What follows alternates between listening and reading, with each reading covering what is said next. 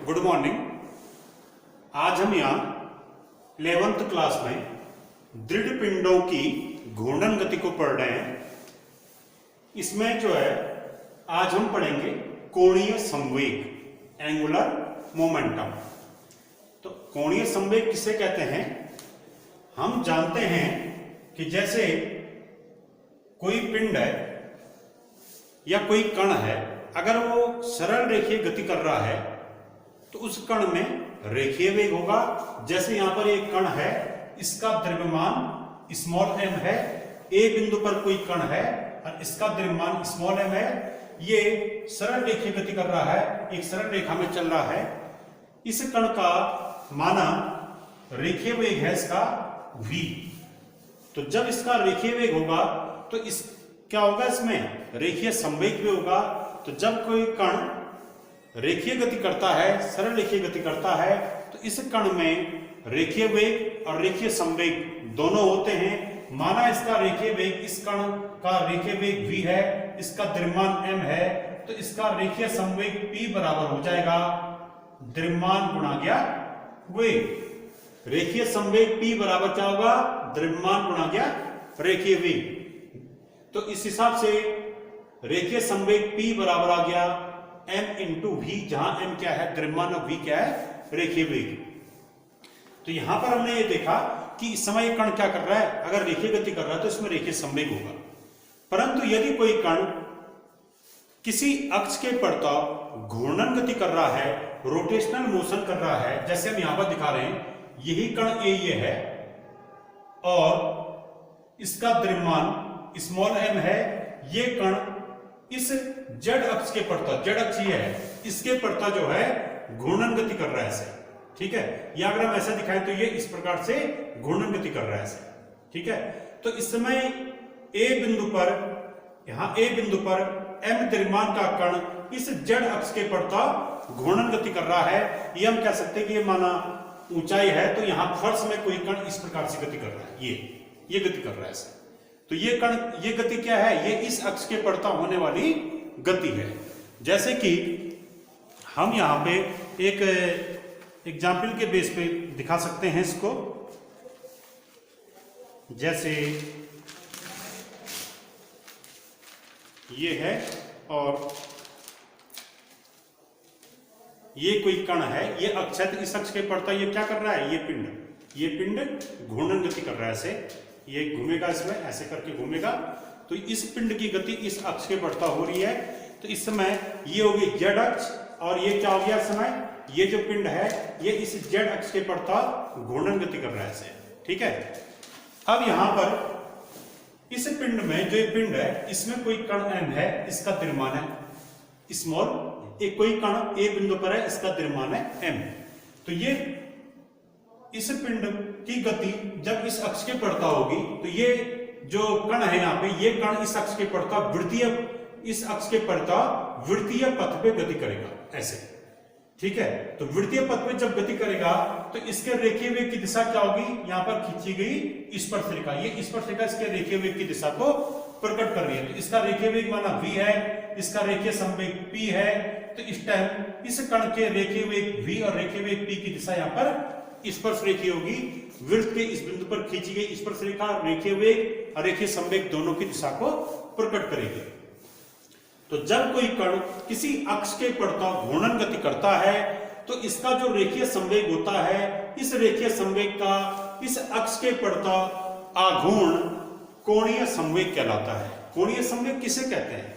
कि यदि कोई कण किसी अक्ष के पड़ता घूर्णन गति कर रहा है तो उस कण का घूर्णन अक्ष के पड़ता रेखीय संवेग का आघूर्ण कोणीय संवेग कहलाता है। यानी कण का घूर्णन अक्ष के पड़ता जो रेखीय संवेग का आघूर्ण होगा वही उसका कोणीय संवेग कहलाएगा। रेखीय संवेग का आघूर्ण कोणीय संवेग कहलाता है, ठीक है।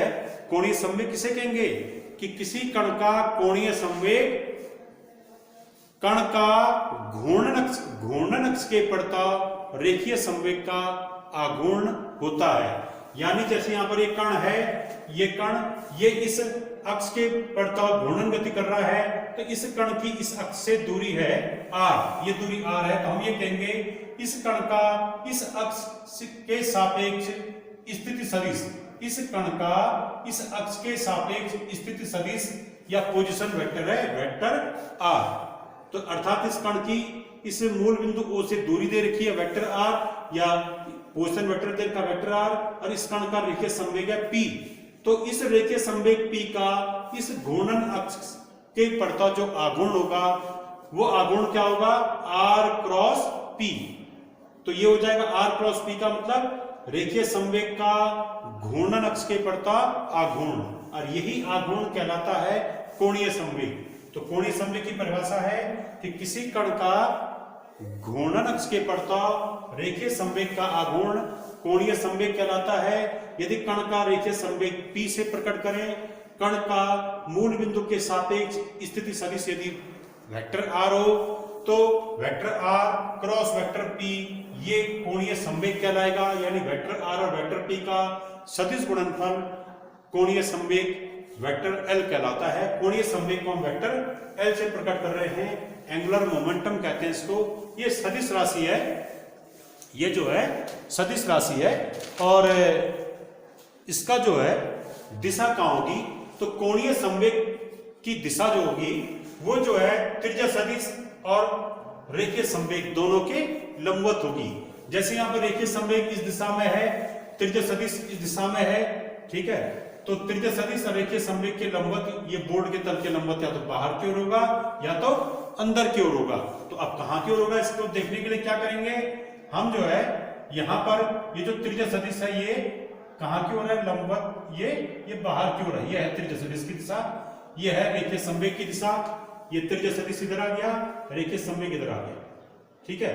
तो इन दोनों के लंबवत क्या होगी, कोणीय संवेग L की दिशा होगी। तो ये R की दिशा, ये P की दिशा।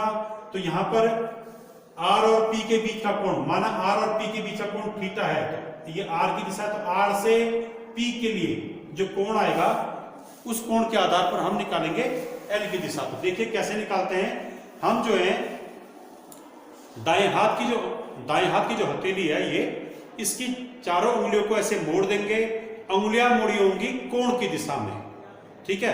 तो यहां पर कोण लेंगे हम R से P की ओर, ये R की दिशा है, ये R की दिशा होगी, ये P की दिशा होगी, ठीक है। ये माना ये ले रहा हूं मैं, ये R की दिशा है, P की दिशा। तो R से P की ओर लेना कोण, ये इस प्रकार का कोण, ये। तो इस समय ये उंगलियां ऐसे मुड़ी होंगी, ये R से P की ओर। तो इस समय अंगूठा जिस दिशा में होगा, अंगूठा लंबवत बाहर की ओर आ रहा है, तो ये अंगूठे की जो दिशा होगी वही दिशा कोणीय संवेग की दिशा होती है, ठीक है। यानी चारों मुड़ी हुई अंगुलियां ये R से P की ओर होंगे, R से P की तरफ जो कोण बन रहा है उस दिशा में होंगी। तो अंगूठा जिस दिशा में होगा वो दिशा जो है कोणीय संवेग की दिशा होगी। तो अगर माना R ये है, P की दिशा ये है, तो इसमें हम इन अंगुलियों को ऐसे मोड़ेंगे, ठीक है। तो उस समय ये जो है कोणीय संवेग कहाँ की ओर होगा, बाहर की ओर। इसको हम ऐसे भी दिखा सकते हैं, जैसे ये कण इस अक्ष के पड़ता ऐसे गति कर रहा है, या हम ये कह सकते हैं अगर ये अक्ष ऐसी है तो ये कण इस प्रकार से मोशन कर रहा है, ये। तो यदि चारों मुड़ी हुई अंगुलियां कण की गति की दिशा में, इस समय कण की गति अंगुलियों चारों ये अंगुलियां उसी दिशा में मुड़ेंगी जिस दिशा में इस कण की गति हो रही है, ऐसे। कण की गति इसमें एंटी क्लॉकवाइज हो रही है, तो हमने अंगुलियों को एंटी क्लॉकवाइज मोड़ दिया, तो अंगूठा इसमें बाहर की ओर आ रहा है। तो यहां पर कोणीय संवेग की दिशा बोर्ड के तल के लंबवत बाहर की ओर होगी। माना अगर ऐसा हो जाए कि ये क्लॉकवाइज मोशन करे, इस प्रकार से मोशन करे, ये, ठीक है। थोड़ी देर के लिए अगर हम ये मान लें कि ये R की दिशा है और रेखीय ये जो कण है ये इस दिशा में गति कर रहा है, तो इस समय रेखीय संवेग की दिशा ये होगी, P की दिशा इस तरफ होगी। तो इस समय R से थीटा के बीच का कोण ये आ रहा है, ये है थीटा। तो इस समय हम इन उंगलियों को, ये जो चारों उंगलियां हैं ये चारों उंगलियां उस दिशा में मोड़नी है जिस दिशा में गति कर रहा है पिंड कर रहा है ऐसे गति। तो इस समय जो है ये इस टाइप से मुड़ेंगे, ये उंगलियां ऐसे मुड़ गई। तो अंगूठा जो है इससे बोर्ड के तल के लंबवत अंदर की ओर आ रहा है। तो यहां पर जो है इस बिंदु ए पर जो कोणीय संवेग होगा वो बोर्ड के तल के लंबवत अंदर की ओर होगा। तो यहां पर हमने देखा कोणीय संवेग आर की दिशा और पी की दिशा दोनों के लंबवत या तो बोर्ड के तल के लंबवत अंदर की ओर होगा, कब, जब मोशन क्लॉकवाइज हो रहा है, और बोर्ड के तल के लंबवत एल की दिशा तब होगी जब मोशन एंटी क्लॉकवाइज हो रहा है, तब इधर की ओर होगी दिशा बाहर की ओर। तो कोणीय संवेग एल, ये त्रिज्या सदिश आर और कोणीय ये रेखीय संवेग पी दोनों के लंबवत इसकी दिशा होती है, सदिश राशि है ये। इसके बाद हम इसका मात्रक देखेंगे। मात्रक क्या होता है इसका, तो मात्रक के लिए जो है यहां पर वेक्टर एल बराबर आ गया vector R cross vector P, ये आ गया। तो एक एग्जांपल के तौर पे जरा यहां पर भी देखें हम कि माना ये कण एम है, ये एम इस ओ बिंदु से गुजरने वाली अक्ष के पड़ता ये क्या कर रहा है, घूर्णन गति कर रहा है ऐसे, ठीक है, ऐसे घूर्णन गति कर रहा है। किसी समय इस कण का इस ओ बिंदु के सापेक्ष पोजीशन वेक्टर ये आर है। इस कण ए बिंदु पर जो एक कण रखा है एम द्रव्यमान का कण, इसका मूल बिंदु ओ के सापेक्ष स्थिति सदिश आर है। तो यहाँ पर स्थिति सदिश, यहाँ पर कण के रेखीय वेग की दिशा इस तरफ है, कण का रेखीय वेग और रेखीय संवेग इस दिशा में है। तो यहाँ पर रेखीय संवेग और त्रिज्या सदिश के बीच का कोण थीटा है।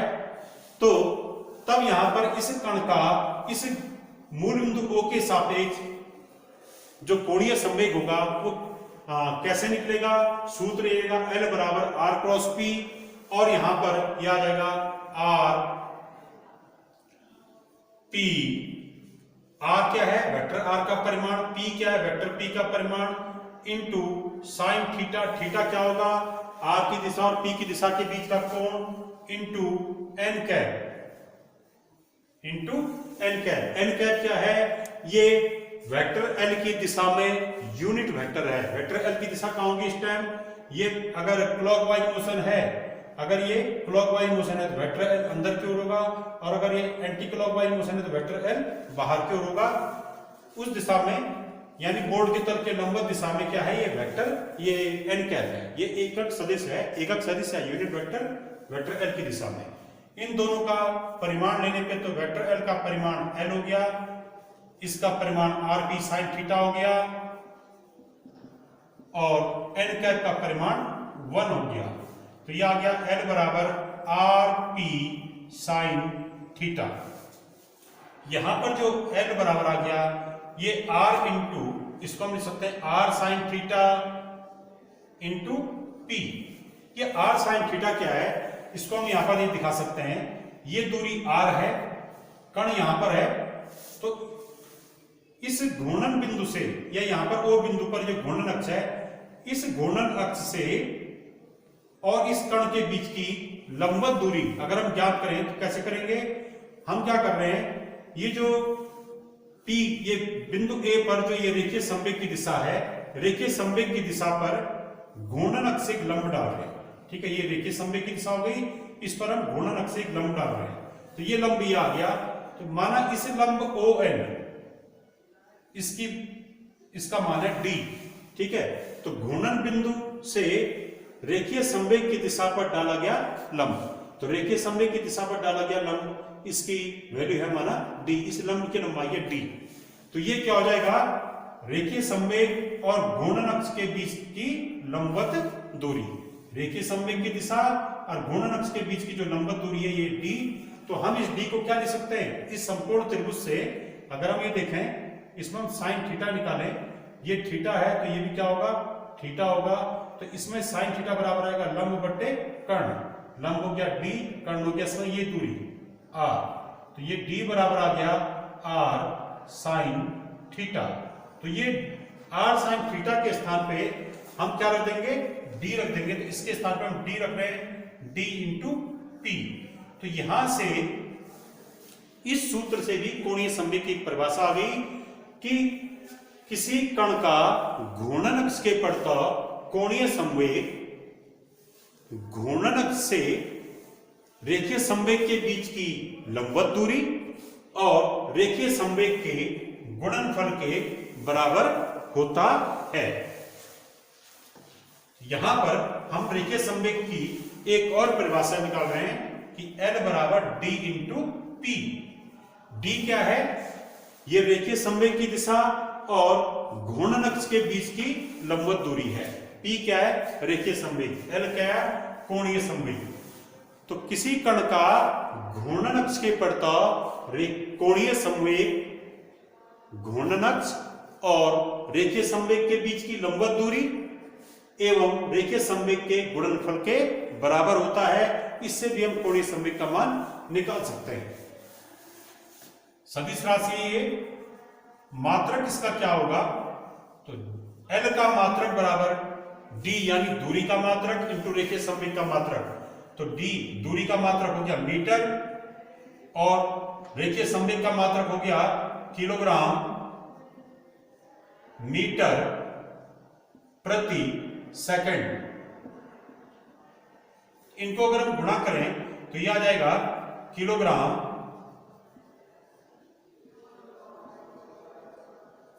मीटर स्क्वायर प्रति सेकंड। ये जो है किलोग्राम मीटर स्क्वायर प्रति सेकंड, ये कोणीय संवेग का मात्रक हो गया।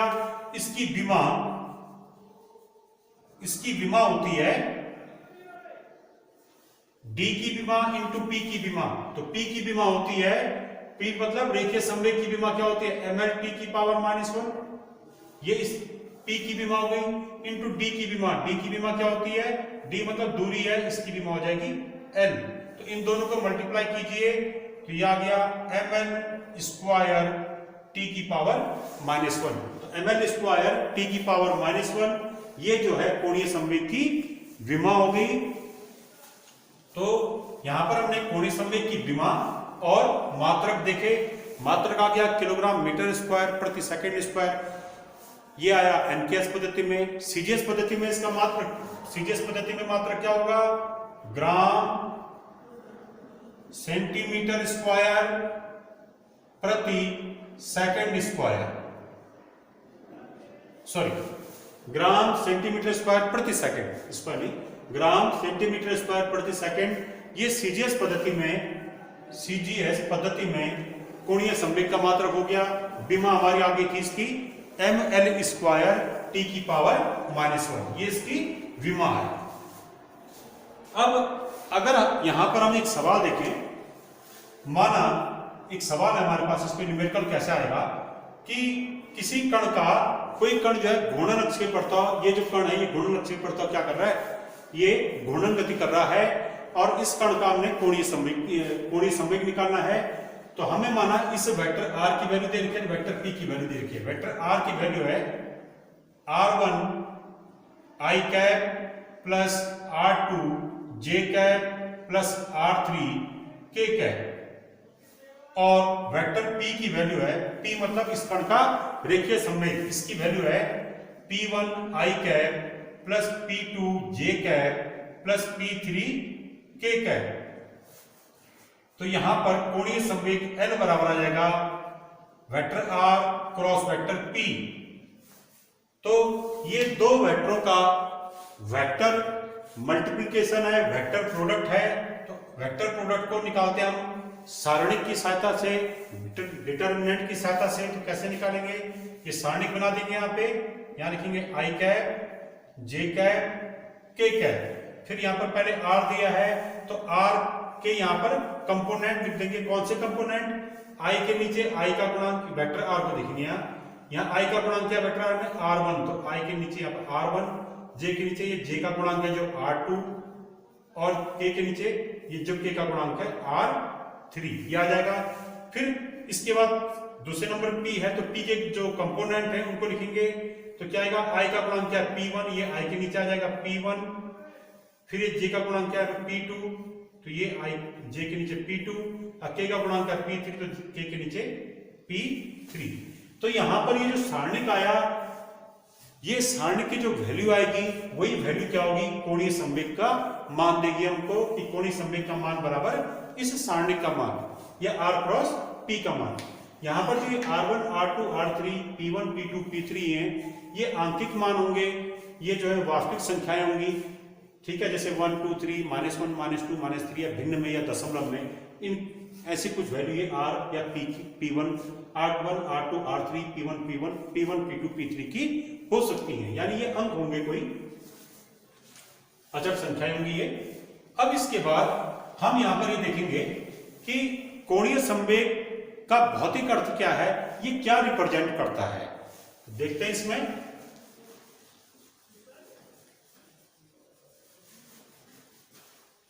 कोणीय संवेग का भौतिक अर्थ।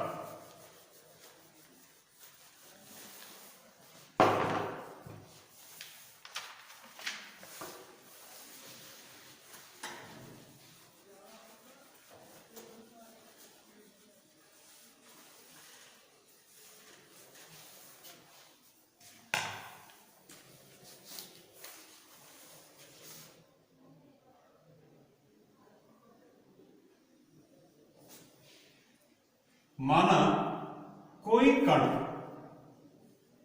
XY तल में Z अक्ष के प्रति घूर्णन गति कर रहा है। यहां पर जो है A बिंदु पर कोई कण था और इस कण का, ये कण जो है इस Z अक्ष के प्रति घूर्णन गति यहां पर कर रहा है, ऐसे ये घूर्णन गति कर रहा है इस अक्ष के प्रति, XY तल में गति कर रहा है और Z अक्ष के प्रति गति कर रहा है कण XY तल में। इस कण का द्रव्यमान जो है इसका, इस कण का द्रव्यमान स्मॉल m है, कण A पर है। इस कण का मूल बिंदु O के सापेक्ष स्थिति सदिश ये है वेक्टर r। इस A का मूल बिंदु के सापेक्ष स्थिति सदिश है r, ठीक है, वेक्टर r। माना ये कण जब घूर्णन गति कर रहा था ऐसे ऐसे, तो ये डेल्टा t समय के बाद, डेल्टा t समय बाद ये कण जो है किसी बिंदु B पर पहुंच जाता है।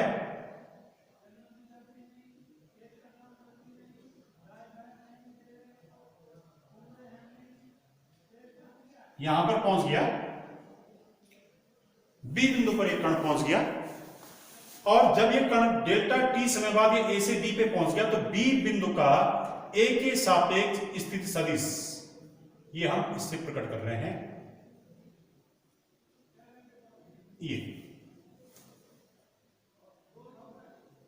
ये B बिंदु का O के सापेक्ष, B का O के सापेक्ष स्थिति सदिश ये है r प्लस डेल्टा r। तो हम यहां पर देख रहे हैं वेक्टर OA, वेक्टर OA मतलब A का O के सापेक्ष पोजीशन वेक्टर, यह वेक्टर r, फिर वेक्टर OB, B का O के सापेक्ष पोजीशन वेक्टर, यह है r प्लस डेल्टा r। अब जो है A से B तक जाने में कण को जो है डेल्टा t समय लगा। माना A पर इस कण का जो वेग है वो वेग था, कण का यहां पर वेग था v, तो A पर कण का वेग, A पर कण का रेखीय वेग, वेग भी यहां पर दो टाइप के होंगे, रेखीय वेग और कोणीय वेग। तो A पर कण का रेखीय वेग स्मॉल v है। डेल्टा t समय बाद कण A से B पर पहुंच गया, तो डेल्टा t समय बाद हम जो है कण का विस्थापन निकालेंगे तो विस्थापन हो जाएगा AB, ठीक है। अब हम इस AB की वैल्यू निकाल रहे हैं, तो देखिए कण A से B पे पहुंच गया, तो अगर हम इसको, अगर A और B बहुत सूक्ष्म हो, अगर A से B के बीच की दूरी काफी कम हो, अर्थात अगर डेल्टा t ये समय बहुत कम हो, तो ऐसी स्थिति में ये B A के नजदीक होगा और तब ये AB जो है एक सरल रेखा के रूप में होगा। भले ये जो कण A बिंदु पर जो कण है ये घूर्णन गति के दौरान वृत्तीय पथ पे गति कर रहा होगा, तो वृत्तीय पथ में जो बहुत सूक्ष्म दूरी होगी वो भी हम एक रेखा के रूप में मान सकते हैं। वो दूरी है क्या, AB। ये ऐसी गति कर रहा होगा तो ये दूरी है समय सूक्ष्म दूरी AB तो ये विस्थापन ए बी का मान कैसे निकालेंगे? देखिए ये वेक्टर आर, ये वेक्टर आर प्लस डेल्टा और ये वाला वेक्टर ए बी रखिए। तो यहां पर वेक्टरों के लिए जो त्रिभुज नियम है उससे हम निकालेंगे कि वेक्टर ओ ए, इस त्रिभुज पे वेक्टरों के लिए जो त्रिभुज का नियम है वो इस पे लगाएंगे vector O A plus vector A B equal to vector O B. ठीक है कि ये चक्रीय क्रम में दो भुजाओं पर चक्रीय क्रम में जो वेक्टर आ रहे हैं, ये वेक्टर और ये वेक्टर, इन दोनों का योग तीसरी भुजा पर विपरीत क्रम में लिए गए वेक्टर के बराबर होता है। दो भुजाओं पर चक्रीय क्रम में दिए गए वेक्टरों का योग तीसरी भुजा पर विपरीत क्रम में दिए गए वेक्टर के बराबर होता है। तो यहां पर r plus vector A B equal to हो जाएगा वेक्टर ओ बी।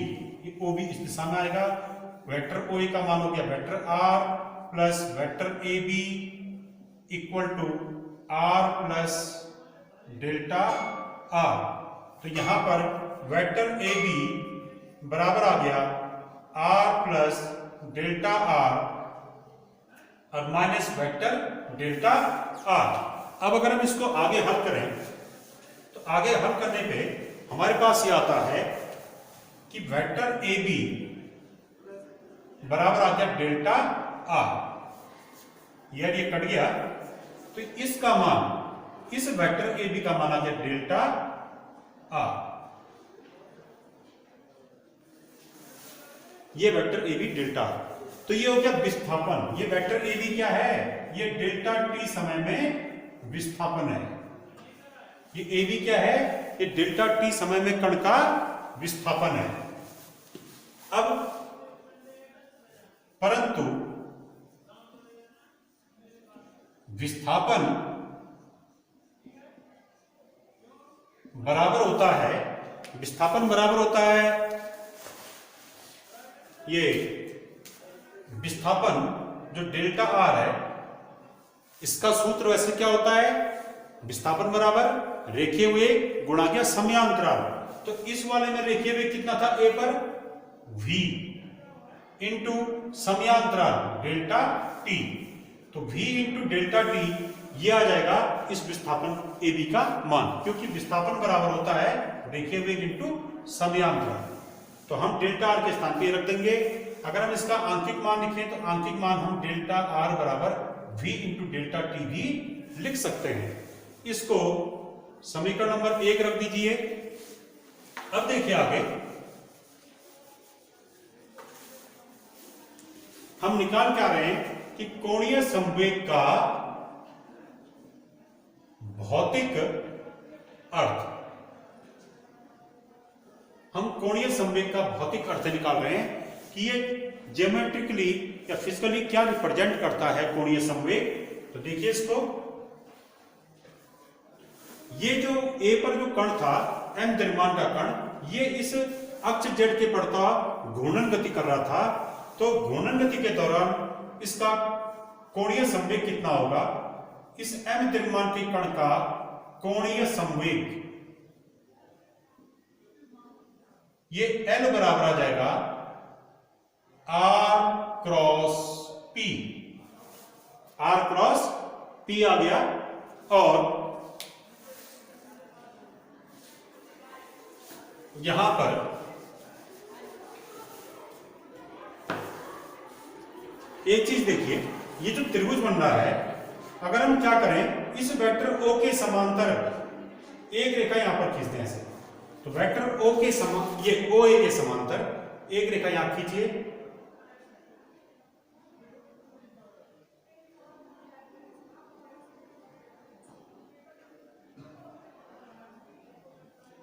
क्या कर रहे हैं हम?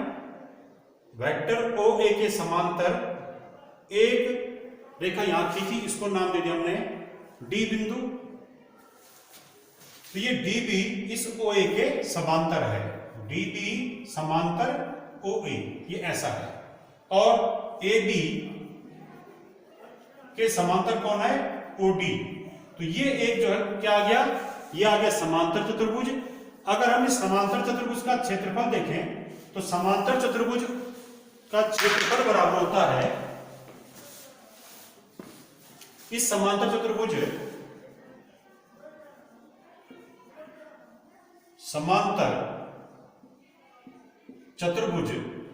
ओ ए बी डी का क्षेत्रफल।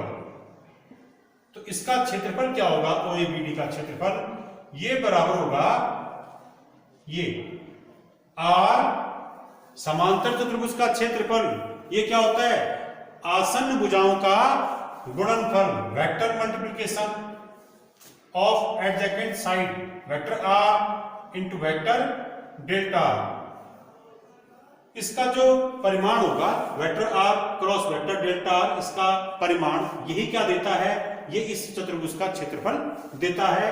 तो यहां पर अगर हम इस चतुर्भुज में ये इसका विकर्ण हो गया OB, तो यहां पर इस त्रिभुज का क्षेत्रफल निकालना चाहिए, इसका OAB का क्षेत्रफल, कि विकर्ण दो आसन्न भुजाओं से बनने वाले त्रिभुज का क्षेत्रफल इस समांतर चतुर्भुज में। तो त्रिभुज OAB का क्षेत्रफल, तो ये क्या होगा? ये इस चतुर्भुज के क्षेत्रफल का आधा होगा। हम जानते हैं कि किसी समांतर चतुर्भुज का क्षेत्रफल वहां पर विकर्ण से बनने वाला जो त्रिभुज होता है, इस त्रिभुज के क्षेत्रफल का दुगना होता है समांतर चतुर्भुज का क्षेत्रफल, या इस त्रिभुज का क्षेत्रफल ये इस चतुर्भुज के क्षेत्रफल का आधा होता है। तो त्रिभुज OAB का जो क्षेत्रफल है इसको हम रिप्रेजेंट कर रहे हैं डेल्टा A से। तो डेल्टा A इसका क्षेत्रफल हो गया, ये बराबर हो जाएगा 1/2 गुणा गया इस चतुर्भुज का क्षेत्रफल। चतुर्भुज का क्षेत्रफल आ गया ये vector R cross vector delta R, या तो ये क्या आ गया? परिणाम 2 ये आ गया इस त्रिभुज का क्षेत्रफल। अब ध्यान से देखिए त्रिभुज क्या है? ये त्रिभुज है कि वेक्टर R द्वारा डेल्टा T समय में यहां पर पहुंचा गया। तो अगर हम ये कहें कि डेल्टा T समय में ये वेक्टर R कितना क्षेत्रफल तय करता है, तो पहले वेक्टर R ये था, डेल्टा T समय के बाद ये यहां पर पहुंच गया। पहले वेक्टर R ये है, डेल्टा T समय बाद ये B पे पहुंच गया। तो डेल्टा T समय में इस वेक्टर R ने इतना क्षेत्रफल तय किया है, ये वाला क्षेत्रफल। तो ये जो क्षेत्रफल आ गया ये कहलाएगा डेल्टा T समय में वेक्टर R द्वारा तय किया गया क्षेत्रफल। तो इसी को हम लिख रहे हैं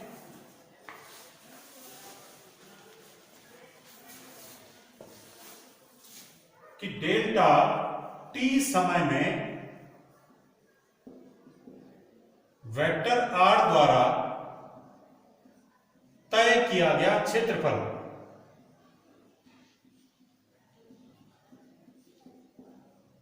ये वेक्टर R क्या है? ये यहां पर जो कण रहा होगा इस कण का मूल बिंदु के सापेक्ष स्थिति सदिश है। तो ये वेक्टर R डेल्टा T समय में कितना क्षेत्रफल तय कर रहा है? वो होगा त्रिभुज OAB का क्षेत्रफल, क्योंकि त्रिभुज OAB के क्षेत्रफल को ही तय कर रहा है। तो यहां पर आ जाएगा डेल्टा R द्वारा तय किया गया क्षेत्रफल यानी डेल्टा A। इस क्षेत्रफल को हमने डेल्टा A का है, इसकी वैल्यू क्या आ जाएगी? डेल्टा A बराबर आ जाएगा यहां पे ये वाला, क्योंकि डेल्टा A की वैल्यू ये है 1/2 vector R cross vector delta R, ये आ गया। इस वैल्यू को हमने यहां रख दिया डेल्टा के स्थान पे। तो ये जो है ये क्या था? ये मतलब ये था वेक्टर R द्वारा डेल्टा T समय में तय किया गया क्षेत्रफल, कि डेल्टा T समय में ये वेक्टर कितना घूम गया, कितना क्षेत्रफल इसने तय कर दिया। अब जो है इसको हम थोड़ा आगे हल करेंगे। देखिए डेल्टा A बराबर 1/2, इसको हम लिख रहे हैं वेक्टर R क्रॉस, ये क्या डेल्टा R? डेल्टा R है रेखीय विस्थापन, ये रेखीय विस्थापन। इसकी वैल्यू अभी हमने निकाली थी कि रेखीय विस्थापन बराबर होता है रेखीय वेग इंटू समय। तो रेखीय वेग है V इंटू समयांतराल T। समयांतराल क्या है? डेल्टा T माना था हमने। ये तो ये डेल्टा T अदिश राशि है, ये बाहर लिख सकते हैं इसको हम। तो ये आ जाएगा 1/2 आर क्रॉस वी और इंटू डेल्टा टी। अब डेल्टा, ये यहां पे डेल्टा ए, डेल्टा टी का दोनों तरफ भाग देने पर, अगर हम डेल्टा टी का दोनों तरफ भाग दे दें तो यह आएगा delta A upon delta T equal to 1/2 into vector R cross vector V. ये आ गया। अब जो है यहां पे ये क्या चीज है, delta A upon delta T, ये कहलाता है, ये क्या था, क्षेत्रफल, यह है समयांतराल। तो क्षेत्रफल के समय के साथ बदलने की दर, ये कहलाता है क्षेत्रीय वेग, क्षेत्रीय वेग या क्षेत्रीय चाल।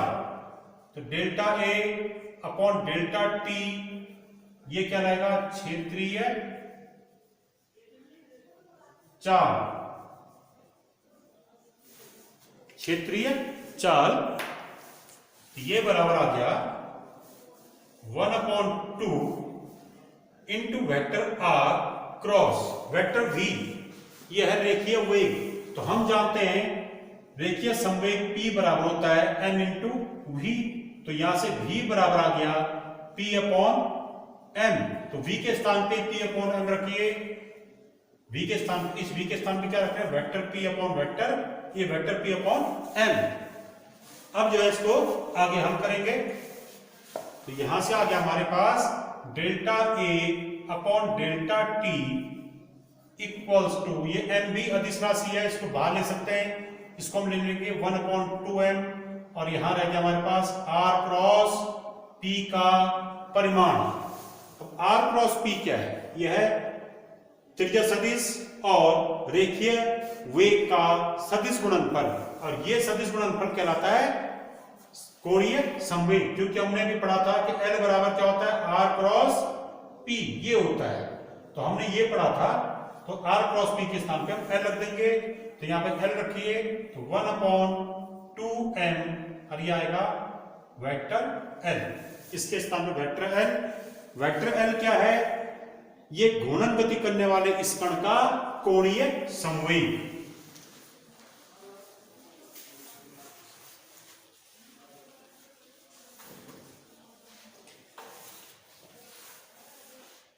Delta A upon delta T. अब जो है ये वेक्टर एल का परिमाण, तो वेक्टर एल का परिमाण हम एल लिख सकते हैं, यानी इस वेक्टर जो एल है इसका आंकिक मान एल है माना, तो 1/2m इंटू एल। तो ये आ गया, अगर हम इसको यहां ले आते तो ये आ जाएगा हमारे पास एल बराबर 2m into delta A upon delta T. अब इन जो यहां पर मैंने प्रतीक लिखे हैं, इनका जो वास्तविक अर्थ है उसको लिख रहा हूं मैं। ये L क्या है, घूर्णन अक्ष के पड़ता कण का कोणीय संवेग। L क्या है, कोणीय संवेग बराबर 2 गुणा गया m, मतलब इस कण का द्रव्यमान, जो कण घूर्णन गति कर रहा है इसका द्रव्यमान, into delta A upon delta T. ये क्या चीज है, जैसे ये क्या होता है, रेखीय विस्थापन बटे समयांतराल, ये कहलाता है रेखीय वेग। ये क्या कहलाता है, रेखीय वेग। कोणीय विस्थापन बटे समयांतराल, ये कहलाता है कोणीय वेग। उसी प्रकार से क्षेत्रीय विस्थापन कह सकते हैं इसको, या क्षेत्रफल बटे समयांतराल, ये कहलाता है क्षेत्रीय वेग। इसको हम कहते हैं क्षेत्रीय वेग, VA, areal velocity, areal velocity. ये भी सदिश राशि है। तो हम delta A upon delta T को लिखेंगे क्षेत्रीय वेग, या इस टाइम आंकिक रूप में तो क्षेत्रीय चाल कह सकते हैं इसको, क्योंकि वेग का जो परिमाण होता है वो चाल कहलाता है, तो ये क्षेत्रीय चाल कहलाएगा। क्षेत्रीय चाल का मतलब होता है कि यदि कोई कण किसी अक्ष के पड़ता, जैसे कण था ये इस अक्ष के पड़ता घूर्णन गति कर रहा था, तो ये कण 1 सेकंड में जितना क्षेत्रफल तय करेगा, अर्थात इस कण का जैसे यहां पर मूल बिंदु के सापेक्ष स्थित सदिश वेक्टर r, तो ये वेक्टर r 1 सेकंड में जितना क्षेत्रफल तय करेगा, जैसे इसने डेल्टा t सेकंड में इतना क्षेत्रफल तय किया यहां से यहां तक, तो ये तो डेल्टा t सेकंड में तय किया, तो 1 सेकंड में जितना क्षेत्रफल इस त्रिज्य सदिश द्वारा तय किया जाएगा वो कहलाएगा क्षेत्रीय चाल। तो क्षेत्रीय चाल का मतलब होता है कि यदि कोई कण घूर्णन अक्ष के पड़ता घूर्णन गति कर रहा है तो उस कण के त्रिज्य सदिश द्वारा एकांक समय में तय किया गया क्षेत्रफल क्षेत्रीय चाल कहलाता है। घूर्णन गति करने वाले कण के स्थिति सदिश द्वारा एकांक समय में तय किया गया क्षेत्रफल क्षेत्रीय चाल कहलाता है।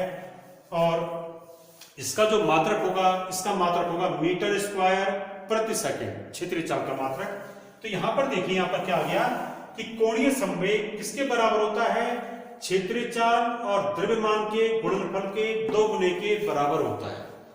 तो अब यही इसका भौतिक अर्थ है कि यदि कोई कण किसी अक्ष के पड़ता घूर्णन गति कर रहा है तो इस कण का कोणीय संवेग उस कण की क्षेत्रीय चाल और द्रव्यमान के गुणनफल के 2 गुने के बराबर होता है। यही इसका भौतिक अर्थ है। और इस सूत्र के आधार पर केपलर के ग्रहों संबंधी द्वितीय नियम को सिद्ध किया जा सकता है। केपलर के ग्रह संबंधी द्वितीय नियम है, केपलर वैज्ञानिक थे, उन्होंने ग्रहों की चाल पर, ग्रहों की गति पर नियम दिए, 3 नियम। तो वहां पर एक नियम है, दूसरा नियम उनका कि ग्रहों की क्षेत्रीय चाल अचल रहती है। तो उसका अर्थ यह है कि कोई जैसे ग्रह है, ये सूर्य के चारों ओर चक्कर लगा रहा है, तो ग्रह को सूर्य से मिलाने वाली जो रेखा है, ये रेखा समान समयांतरालों में समान क्षेत्रफल तय करती है। और उस चीज को उन्होंने सिद्ध किया था इससे, ठीक है, क्योंकि ग्रह का जो कोणीय संवेग होता है वो भी क्या रहता है, अचल रहता है, उससे इसको सिद्ध किया था। तो इस सूत्र से हम केपलर के ग्रह संबंधी द्वितीय नियम को सिद्ध कर सकते हैं। उसे हम बाद में संबंधित पाठ में सिद्ध करेंगे।